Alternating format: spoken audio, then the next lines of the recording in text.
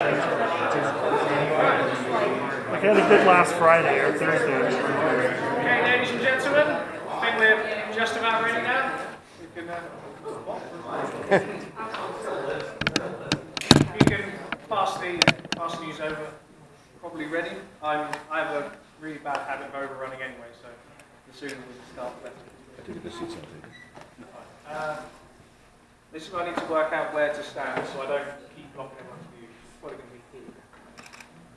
If you get in the way, we'll tell you. Cool, certainly. I prefer it that way. Right, so, does anyone actually say that? Presentation's run on quite a bit, so if anyone does randomly appear, they can pick it up and carry on. Right. I don't know sort of how many of you actually know about my previous stuff, or even just the current trip, or who's been dragged along by somebody they know. My name's Ed Marsh, and I provide my faithful ponder around the world. I'm an abuser, basically, in various different countries. Canada's the 36th country that we've travelled through so far. And this presentation is of my first journey, which is where I posted the bike out to Malaysia and then started riding it home. Just to briefly help slot that into the grander scheme. That was the first trip. The second trip, I rode her through the Arctic Circle in winter, just because Google makes the Arctic Circle look really close. So I decided to do that. And then the third trip, I kept having loads of people saying to me, I love how you do your trips, I love how you travel, and I'd really like to be a part of it. But I know you tell me if I get a puncture in the middle of a desert, somebody will pop up from behind a sand dune and help me fix it. And they will. It's really weird, I know it happens, but they will. But I wish there was somebody who could sort of help me a little bit, or even just to try and give me some clues. And just somebody who I know has done it before. I don't want to do the big tour companies because they charge too much money. So I wish somebody could help me. So I said, okay, you're on. So I led 7 people riding Honda 90s back from Mongolia to England. That was 10,000 kilometres over 2 months. The oldest guy was 74, and the second oldest was 63, and I had somebody's in their 50s, 40s, 30s, 20s, and the youngest guy was 19. He'd never left England, he didn't have a passport, his longest motorcycle ride was 23 miles, and he signed up for a 10,000 kilometre trip to ride all the way back. He was a bit of a special case in terms of sort of trying to adapt to motorcycle. And then I was then giving presentations about my first 2 trips, which was the Malaysia and the Arctic trip. And Rachel, who's riding the other Honda 90, was at Horizons Unlimited motorcycle rally, which is where you sort of learn about adventure and things. And people who have done it and actually want to tell you, rather than some of the sort of shows that you go to where people just convince you need to buy this thing because that will help you. And Rachel was there to learn how to ride Alaska to Argentina solo, and she was there to sort of pick up hints and tips. She thought she was going to do it on a KLR 650. Then during the course of the weekend, she was speaking to more and more people who were saying, no, you should be doing it on like a 250 or 400, because that's more sort of like a balance bike. And most of the female adventurers were saying, just go with a 250. Like, if you throw your ego out the window, you don't need anything more. And then I said, lie. And then she watched my 2 presentations, and by the end of the second presentation, phrase was, I've fallen slightly in love. Well, I think I've fallen slightly in love. Exactly. With the bike? Sorry? With the bike? Okay. And I'd seen Rachel at the motorcycle rally over the course of the weekend, basically going, there's a young, attractive woman at an adventure motorcycle rally. Something's going on here. And then the rest was history, basically. Actually, during the presentation, Rachel sort of gone, well, he seems to be having more fun on his little 90 than everybody else on these big bikes. So I started on a 650, and over the course of the weekend, ended up going down to basically doing on a 90cc bike, in the very condensed version of the anecdote. So that's the past that has led to me being sort of stood here in front of you.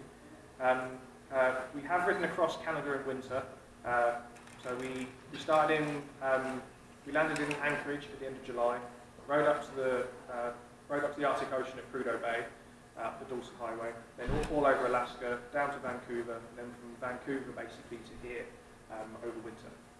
And because I did the Arctic trip before, I knew that cold weather riding can actually be quite fun, as long as you have the right gear and you actually accept the challenges. It's why people go to the top of Everest and they go to the North Pole. It's because every day they want to feel like they've done something that day. Like you have to think about your food and your water. So that's why we did it in winter as well. But we should really go back to the first ever trip, which is where I rode from Malaysia back to England. I think it's a bit of a map. This was the bike as I took it apart and put it on a box to send out, and that's my route. Done in Microsoft Paint, as all my things are low tech. The trip started because I don't know if any of you have seen the BBC series, which is called Top Gear, and one of their episodes they rode the length of Vietnam on small bikes, and it was just chaos. It was brilliant. Top Gear always is. And me and some guys at work had seen this episode, and the next day we were talking about it at work at break time. I said, I've got a Honda 90, James May rode a Honda 50. I could fly there, buy a Honda 90, ride the length of Vietnam, and then fly home. And they were like, yeah, you could do that. It's not as if you're actually going to do anything like interesting, you know, you're just going to stay working with us. Crabs in a bucket. And then, you know, I was like, I could fly my Honda 90 there, ride the length of Vietnam, and then fly it home. So I could do the trip on my Honda 90. Oh, yeah, sounds really expensive to do all that shipping and stuff. Really complicated. Yeah, I could fly my Honda 90 there, ride the length of Vietnam, and then ride home. And then all of them with utmost certainty, like, you can't do it, don't be stupid. You can't ride the Honda 90 back from Vietnam to England. I was like, well, why not? Like, because you just can't. Like, the salesman down my local dealership has explicitly told me that I need to spend $20,000 on a bike, and if I do not, I cannot even contemplate going more than 200 miles. There is no way that your rusty piece of crap will ever make it back. And I just couldn't really, and I was sort of trying to reason with them, and I was like, but it's the world's most popular bike. Everybody in the world, within reason, rides a Honda 90. And Honda 90 is ridden on every road in the world. Therefore, every road is suitable for a Honda 90. They're like, no, it's not how it works. I'm like, have you seen Vietnam? There's millions of Honda 90s. You're telling me that I can't sit on a Honda 90 with them? They're like, no, you can't. I was like, so you're telling me that I need to take a bike that isn't made there to ride over there? And they're like, yeah, definitely. Right, I'll tell you what, I'm going to prove you wrong. 2 years from now, I'm going to post my bike off to Malaysia, and I'm going to be sat. I'm going to post it off to Vietnam, and I'm going to be sat on it, pointing it home, basically with a finger up, riding towards you. Screw you guys, I'm going to have a good time. And I did all of the maths, worked out. It was going to actually end up being pretty much on budget. It was, I'm going to do the currency conversion, about $13,000, $14,000 for the entire 8-month trip. I was about to send it to Vietnam. I don't really do too much planning. I was about to send it to Vietnam, and what I then discovered was, very, very luckily, was that, well, I've actually discovered it accidentally 3 months later, was that one of my friends at Horizons Unlimited Rally was from Malaysia. She said, you've got to come to Malaysia, why are you coming to Malaysia? So, there's loads of places that I'm not going. She's like, you have to start in Malaysia. So I was like, okay, you know, phoned up the shipping agency, I'm going to change my destination from Vietnam to Malaysia. Turned out that was actually a very good thing, because when I tried to get into Vietnam, I discovered that you basically can't. So I would have posted my bike to a country where I couldn't get it out of customs, and I would have been looking at it through the chain link fence. So it's very much, I like to wing it. I like to see how fate leads you a helping hand. In terms of winging it, I think this is all of my equipment that I travel with. Can you see that quite clearly from back there? Turn these lights down. Yeah, turn the lights down. All or nothing. Oh, yeah, we'll lose them all. There we that's all go. right. just about see the sunburn, actually. I thought those were Red Riding pants. Those are my safety shorts.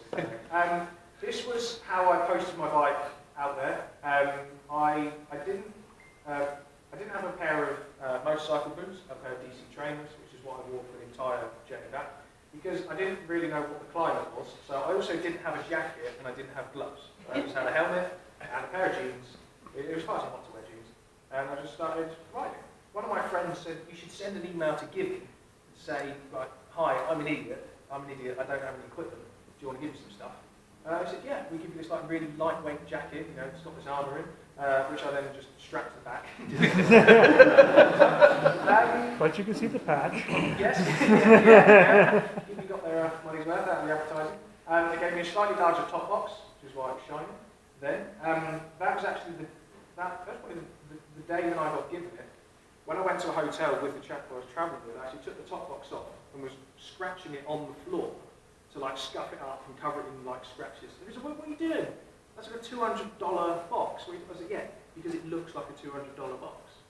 I don't want it to look like that. I want it to look like it's been on there for 10 years and it only contains sandwiches. I don't want people to think, there's only one thing that's lockable on his bike for a reason. Yes, and that's how I travel. Just on a light bike that looks silly and it's nice and friendly and it doesn't look like I've got the money.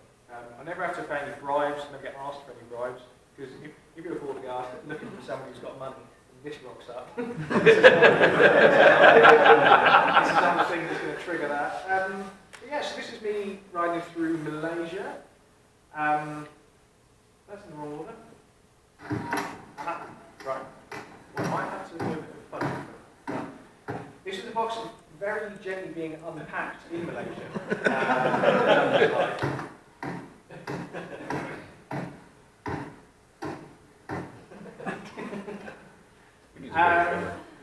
And it's just sort of looking at my bike being unpacked. There's like one wrong swing of a hammer is going to completely smash the plastics off the top of the bike. But there's no real point in worrying. Just leaving to it. I might, hopefully, this starts playing the right order. Yes, I think we're just here. Right. When I got the bike out of customs, it should start. When I got the bike out of customs, next slide I will have to read you here. I got the bike and I was like, wicked, right, just need to start the bike, cool, just get my keys. I'd left my keys back in England. And it was a moment when it was like, first of all, this is really not a good situation to be in. And then in front of the customs officials, I actually had to screwdriver my own locks and then hotwire the bike. And I'm like, I promise you this is my bike. And then it was like, brilliant. So I've now got a bike which is actually permanently hot-wired on, and I can't turn it off. Which overall means that any time there's any form of moisture in the air, and I have to pull the spark plug cap off, I get electrocuted. So I did about 3 or 4 days of getting electrocuted before I decided to sort this out. I'd heard C90s were popular. In terms of maths, every 3 months, more Honda Cubs are sold than BMW have sold of their entire range of bikes since they started over 100 years ago. So every 3 months, there's more of those than any BMW on the planet. And I thought, okay, so there's obviously a lot of them. Didn't really comprehend that basically, as you're riding down the road, all of the shops, they have like wheels and stuff hanging up outside. Every single part is for a Honda 90, because there's one there and there's one there. And I called in at the first place that I found. I showed him, like, this is broken, I need a new set of keys and locks and whatnot. I got a new ignition barrel, steering barrel, and 5 keys, all fitted for $4. And which is obviously worth not getting electrocuted for a start, but it's that moment when, like, various sort of things happened during the trip, and it's like, everyone said I was mad, and that it's the most stupid bike in the world to travel.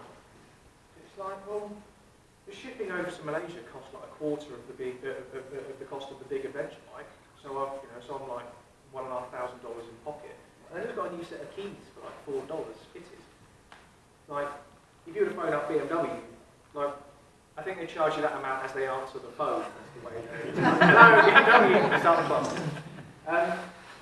But yeah, hopefully, I might need to actually rejig this so it plays in the right order. Otherwise, we're all going to be getting confused, not just me. Sort files, what do we go on? Name ascending or ascending natural? Right.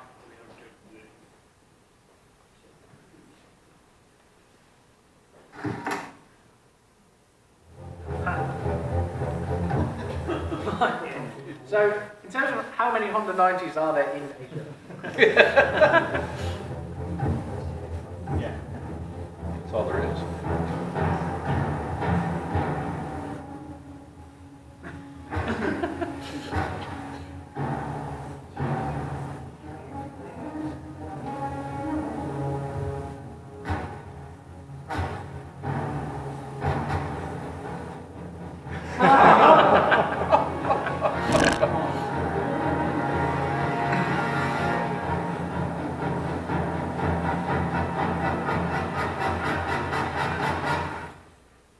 Yeah, there's lots. They are absolutely everywhere. And which it gives you quite a few advantages. The main one that I found was that I am on the level of everybody else that I'm travelling with. Oh, sorry, no. Everyone that I'm travelling by. No. I put up at a set of traffic lights with 100 other Honda 90s. All of these guys are like, wow, like you're actually like us. You know, like we've got the same bike. Sometimes it's quite difficult to sort of imagine that happening over here, but it does. And it's, if somebody pulls up next to you in a Ferrari, for some reason, and there's no logical reason why you think they're a dick, but you do.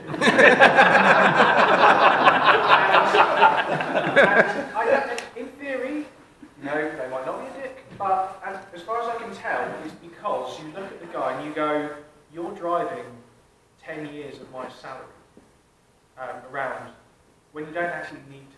I think you might be riding it because you want me to know that you can spend 10 years of my salary on your car. You know, Ferraris do handle better than Fiats, but there are cars in between that don't need to be like red with massive spoilers and stuff. And you didn't need to put the louder exhaust system on it, all those sorts of things. So for me, you know, I was getting like dragged into people's houses off the street because they wanted to show me their Honda 90 or their, you know, other Honda thing that's different side. It was basically Honda 50, 70 or 90 is what the world runs on. And I heard it quite a few times. People were like, I always wanted to see the world, but I just never thought I could. But you're actually doing it on a bike that's worse than mine. And then you're like, my bike could definitely go further than that.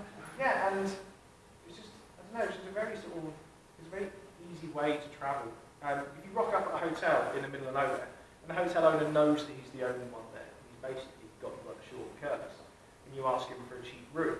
If you turn up on a $20,000 motorcycle, you go, do you have a cheap room? It's like, yeah, I've got a cheap room, yeah. Whereas, if he sees me, like, rock up on that bike, he's not necessarily trying to get pity from people, but they just see it and they go, yeah, I've got a cheap room, you know, I'm not going to rip you off, I'm going to give you the fair price. I'm not going to give you a lower price than locals, in fact it's still going to be a bit more, but I'm going to give you the nice, sort of friendly tourist price.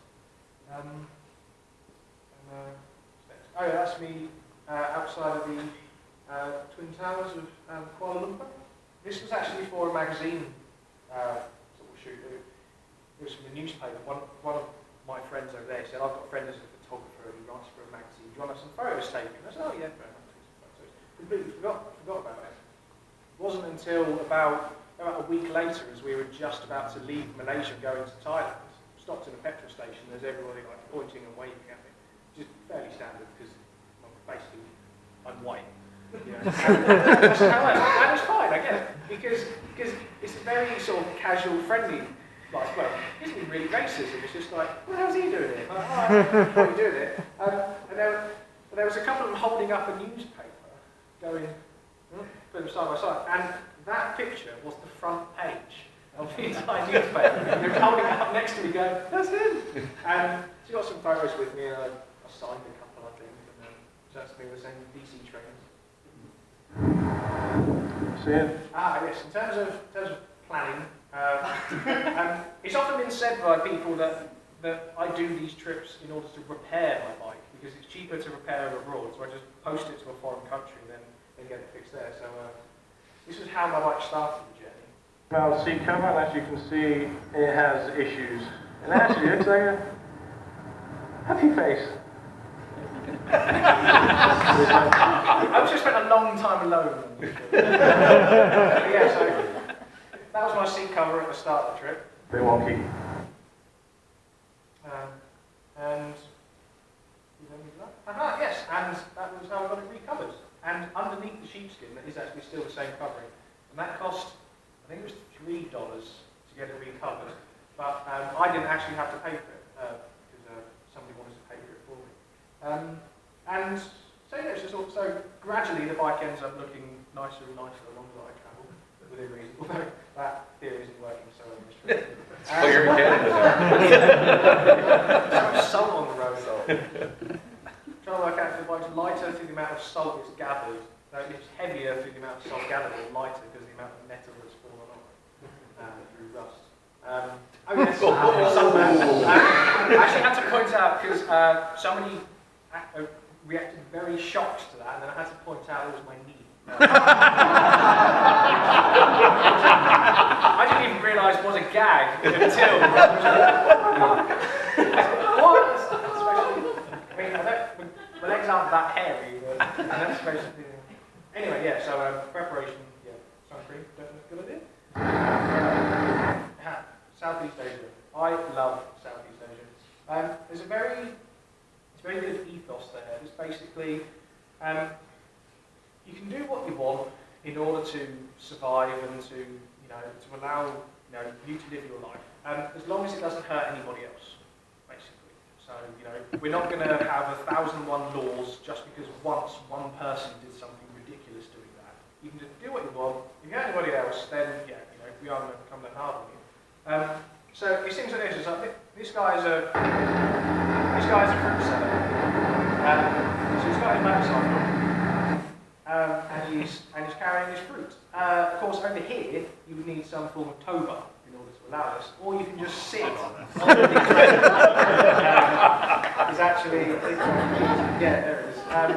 So he's just, and of course he's wearing the obligatory safety flip flops. He's got the plastic toe. Yeah. Not even, and because he's sat so far back, not only if he does apply the brakes, does the trailer then just basically dig him up the arse in the knees and throw him over the front of the bike. He can't actually apply the rear brake because he's sat so far backwards. He can only use the passenger foot pegs.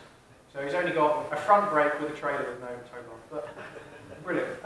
He's been doing it for long. I mean, obviously he's not dead. So it's working out fine for him. And with that help, of course, gloves all well. Oh yeah. Do you sell wicker furniture?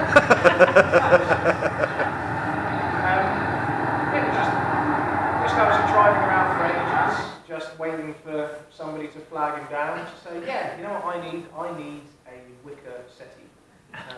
He's probably glad he doesn't sell oak furniture. Yeah. Luckily the wicker is quite light. So he's doing his thing. My favourite one.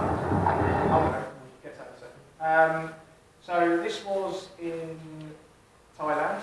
Started doing some island hopping. I wanted to go across like part of the sea to the other part of Thailand. I was going around to all these ferry companies and saying, how much to go to Koh Phi Phi Island, which is where it was. The sale was like $20 or so. How much for the bike? Now, no, you can't take motorcycles. It's a bit strange. Went to every single shop. They're like, can't take motorcycles. I was thinking, this is Thailand. Like, of all the things that you can do, surely you can take a motorcycle onto a ferry. For the entire day, went going around, gave up. And then the next, as I was having some beers at night, thought, I'm not going to be beaten on this. I am going to get my bike on there, because otherwise I've got to come back to the same place. And I want to island hop across this part of the sea. Went back there, first company in the morning, I had my bike outside, I said, look, how much to take that bike onto the island? Is like surely there's a price. Oh, that bike? Yeah, of course that bike. Oh, because yeah, of course we could take that bike, and it was $5, I think, in order for you to actually carry it by hand onto the island. And it was like, but why didn't you just say this yesterday? He said, well, you're white. We thought that you were on a European bike, and we can't take European bikes because the rams which go onto the boat aren't strong enough to take the weight, so they snap. So we can't. And I was like, all right, well, so you can take this? Yeah, of course we can take this. Anyway, decided to go island hopping with my waterproof camera. The entire thing, including my films, filmed on. Is a camera very similar to this. It would be the same camera, but we decided to do some ice hockey in Lake Louise, and I thought it'd be really cool to get a shot using the camera as a hockey stick. Just thought it looked really cool because then you can like catch the puck. Did it a bit too hard and cracked my lens. So the camera this was filmed with is unfortunately no more. But yeah, so same thing: waterproof, shockproof, headproof, cannot kill it. So yeah, took it. Scuba dive and go underwater. See all. Get on a different view of things.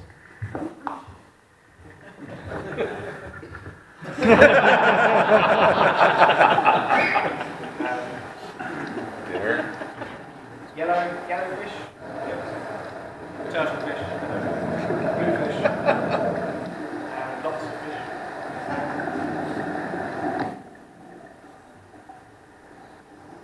Riding a motorcycle on the water. 2, 3, running.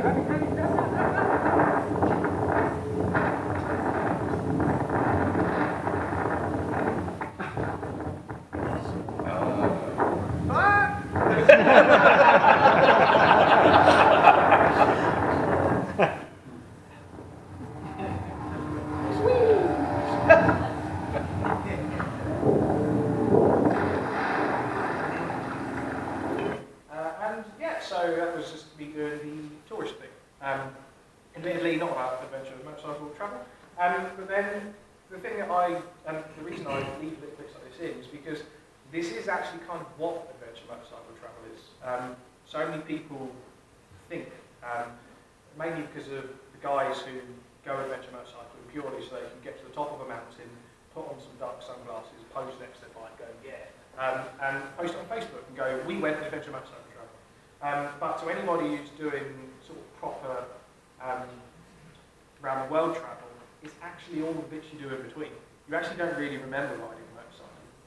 It's fun, you know. Sometimes you'll come over a nice like hill or something, and there'll be an amazing landscape. But once again, it's the landscape that you remember. It's not riding a bike.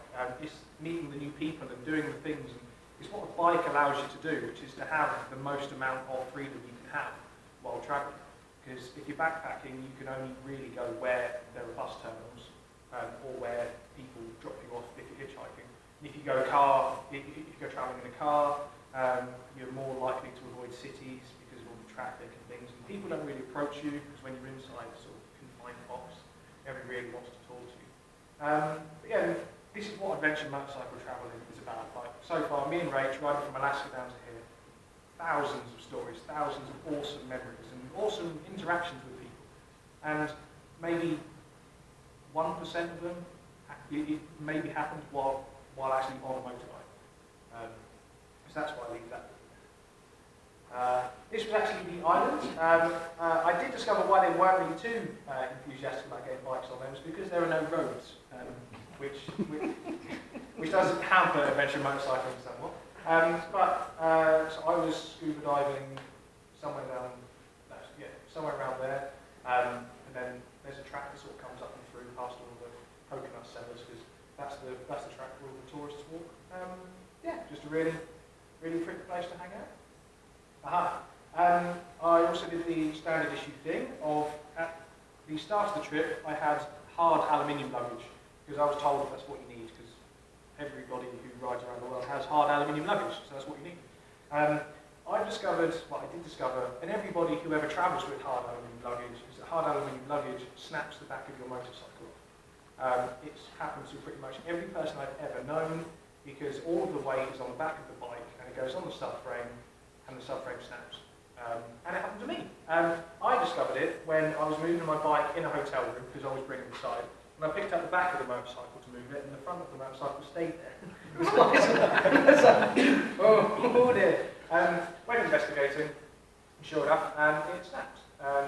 Basically, the rule is motorcycle manufacturers, they design a bike to have weight where a person sits, weight where the pillion sits, sometimes, and that's it.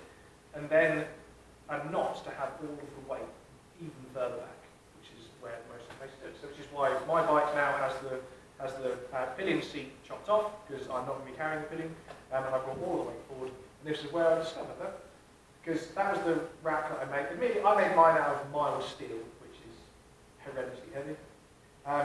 But you can see there was a line of weld, hopefully. Oh look, anyway, back of the bike broke off. And I bought these, what I thought were real leather panniers for a Harley Davidson. I discovered, and it was about 2 years later I discovered that they weren't real leathers, because going down the M5 freeway in England, driving along, back from a motorcycle rally, and cars were sort of going past me, and they were like flashing their lights and waving. I was like, hi, I'm riding a small motorcycle on the highway at night, and I am doing the speed limit kind of, so but high, And I was like, there's something like a flashing orange beacon around or something. But there's no tractors or anything. And I did one lifesaver to change lanes and discovered there was actually 3-foot-long flames coming out of my pannier because it shifted, and it wasn't real leather, it was actually plastic, and that and all my t-shirts inside it caught fire. And everybody was waving at me. The motorcycle is horrifically on fire. But anyway, that's a side anecdote. Yes, so that was what I changed to, and they were very perfect until I made them. The one thing which I did have, I did accidentally end up with a mullet haircut. There's a story behind that. Anyway, I discovered that by moving everything forwards, my seat was now too long because I moved all of my luggage forwards. There are companies that sell shortened seats. I'm not sure. Corbin probably do one for a couple of $100.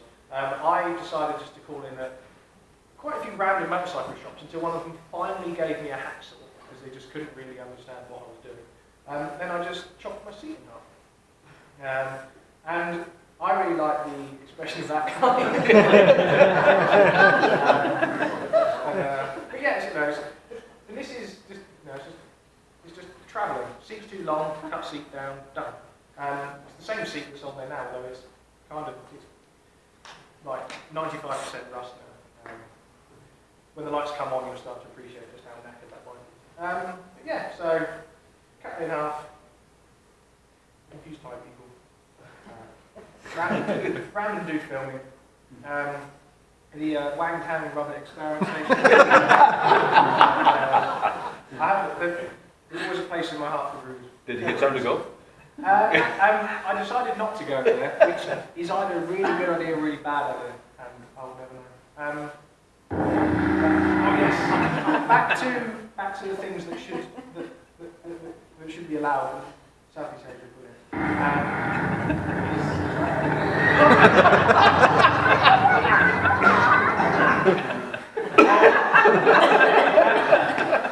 there's several things that I like about this. There's probably a better place to pause it.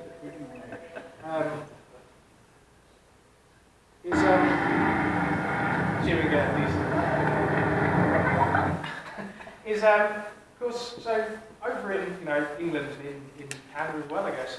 If you want to take an inflated paddling pool down the road or something that size, within reason, you're basically going to need a HGV, it's like a semi-truck, and and you're going to need a license to drive that, and insurance, and all of these sorts of things, and 1,001 PPE requirements, and everything that's just going to kill the planet, basically. But in Thailand, you just use your little Honda Zuni scooter. You get your little brother on the back to hold it facing the wrong way, and you decide to get your overweight friends rather than using a slim phone. Well, in fairness, she probably owns the scooter, so you're but there's just so much stuff in this. Do you know what's a way we get whether to help? Christmas Day in Thailand. Here comes Santa Claus, here comes Santa Claus.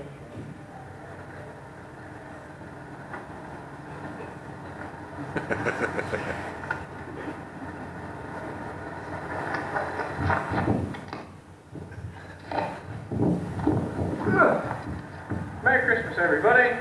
From me and my Honda. This is decided to get some Christmas spirit, so I fitted myself with a Christmas tree. My present to myself is you're spoiling us, Ambassador, with some Ferrero Rocher, and because they don't celebrate Christmas here. And the present that my C90 has given me is